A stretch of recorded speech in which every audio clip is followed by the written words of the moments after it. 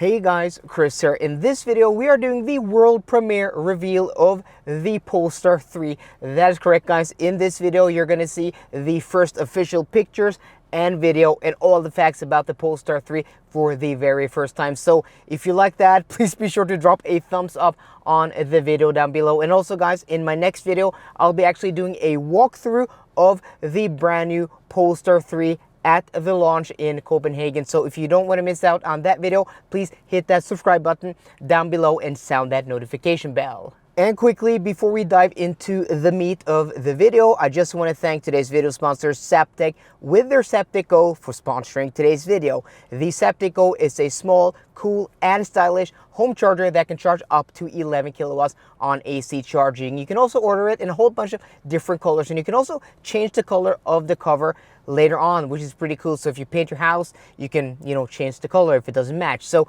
if you want to buy a Zaptec Go charger, go to the link down below, find your country and find a retailer there. And if you live in Norway, you can use the discount code ZAPRIFA for 10% off the price. Without further ado, here we have it, guys. This is the brand new Polestar 3. And let me know in the comment section down below, do you like it? Don't you like it? What do you like about it? And what don't you like about it? Personally, I think it is a great design, a great looking car. And, I'm not surprised because we have seen a few photos of it already. One from profile, one from the rear 3/4, and one from the front 3/4 with camouflage. So it kind of looks like we all probably guessed it was going to look like, but it's nice to see the first official photos.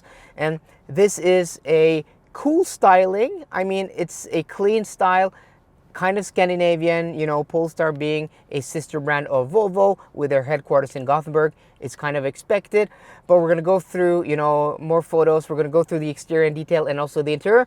But before we do that, let's hop into the details. So the pricing is going to start at 800,000 kroners here in Norway, or 80,000 euros, around $80,000. That is before the new taxes here in Norway. So maybe it's going to come in at around 900,000 kroners with the new taxes if all of that is approved. And it's going to be available from Q4 2023. But already now you can go on a website and you can configure one, and I think you can order one. So from start, there's going to be one option only.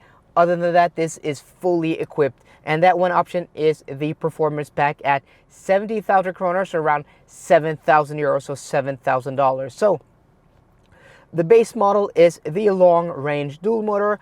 It comes with dual electric motors, one on the front axle, one on the rear axle, single speed transmission, but it has torque vectoring on that rear axle.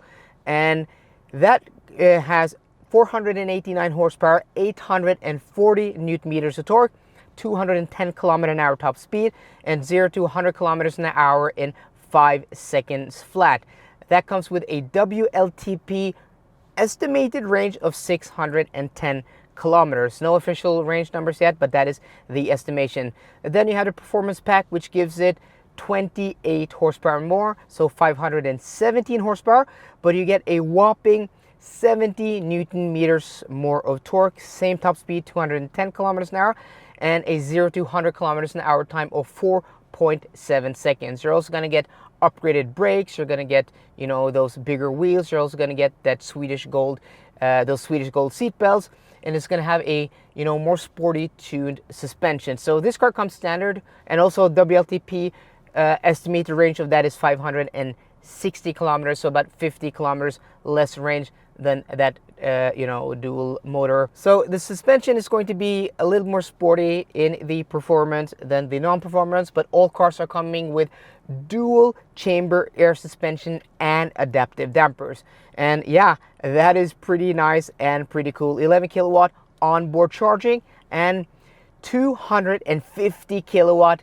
DC fast charging. So that is pretty cool. 10 to 80% is estimated to be around 30 minutes. So yeah, so size wise, this is 4.9 meters long, 1.6 meters tall, and also 2.1 meters wide. That is at the mirror. So the body, we don't know. It's probably going to be, a bit narrower than that. And also a wheelbase of 2.85 meters. So this is going to be a big car. It's built on the SPA2 platform, so it's also going to underpin the Volvo EX90, which is going to be its corporate cousin. But this is basically the same size as a Porsche Cayenne, the current generation Porsche Cayenne. And it has that roof, sloping rear roof. It's going to be a 5-seater, so it's, you know, a more sporty design. And the trunk size is 484 liters and comes with 21-inch wheels as standard.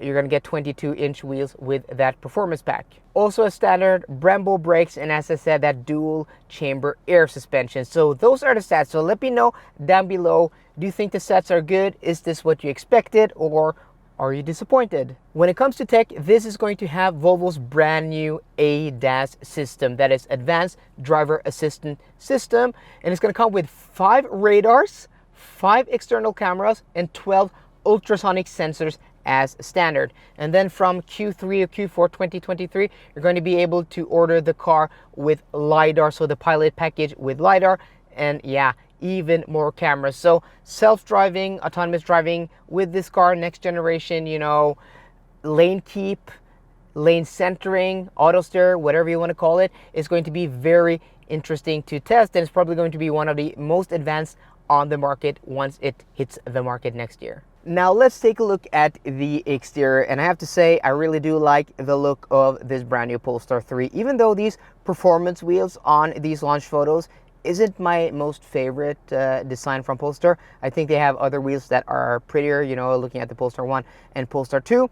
So I'm excited to see, you know, what the other wheel options are gonna look like. But starting off, you know, with the front 3/4, this is, as I said, expected, as the dual blade front LED headlights. So instead of, you know, the Thor's hammer from Volvo, they are a bit different, and Polestar calling them the dual blade headlights. Also, we have that smart zone front area, you know, where a grille would be on a traditional car. This is something, you know, Max Missoni, the head designer at Polestar, talked about in an interview I had with them in Munich last year at the International Auto Show. So check that video down below. I'm going to link that if you want to check out that, you know, interview where he talks about this smart system or smart zone in front of the car, where you're going to have a bunch of radars and stuff like that. So it's pretty cool integrating that into the design. It has, you know, a very sporty and sloping styling. You have that fastback rear roofline, which is pretty cool. So looking at the front, again, you have those headlights. You have that front area. You also have something that looks like an air scoop to make it more aerodynamic in that grille, which is pretty cool. We also seen that in that new Dodge Challenger concept. You also have those frameless exterior mirrors, as you see in the Polestar 1 and Polestar 2, and body colored Polestar logo. From the rear, it's as expected. We've seen this before, but I really love that, you know, light bar design that extends from or across the width of the car, giving it this distinct look. And also it's very clean. In the rear, you only have that Polestar logo, and since it's, you know, swooping rear roofline, you have quite a small rear window, so it's going to be interesting to see what visibility looks like. And also it has some fat tips, this car, kind of like, you know, the Audi e-tron, which is something, well, a car I really do like. In profile also, you know, that photo we saw earlier wasn't the most flattering. I think it looks better in some of these photos here, and especially the video. I think it looks much better than it actually does in the photo. I'm gonna critique Polestar here. I don't think these photos are the best photos. I think the video is much better, the way it just looks. You know, again, this is probably going to be a car that looks much better in person than it does in photos. And as we speak, as this is going live, I'm actually at the live event in Copenhagen, but I'm filming this a few days before. So as I said, the next video is going to be me walking through this car in person, you know, looking at the interior and looking at the exterior. So talking about the interior, this is also something I really do like. It has a few options for, you know, materials. It's going to have, oh, what are these called again? Let's see if I can find a zoom in here. So it's going to have, let's go ahead, come on, please. There we go. It's going to have animal welfare Napa leather. Animal welfare Napa leather, 100 trace material. I'm not sure what that is. That's nothing in the press release about that, but it's going to be animal Napa, or leather from animals that's going to be sustainable and better for the environment. I don't know. Let me know what you think down below about that, guys. It's gonna have animal welfare wool, which I mean, it's also cool. It's gonna come 20% from PET, so that's recycled bottles, which is pretty cool. You also have another option called, let's see. This is not easy to zoom on my phone here. Bio-attributed microtech. So I think this is kind of that, wetsuit material we've seen in Polestars earlier. This is from 40% pine oil and 60% PET. So that's again your recycled bottles. And then you're gonna have that Napa leather also in a beige color. So looking at the interior, it's quite a simple design. I do like this, taking a lot of inspiration from the Polestar Precept concept. That's the car I've sat in. I did that in the interview with Max Missoni last year.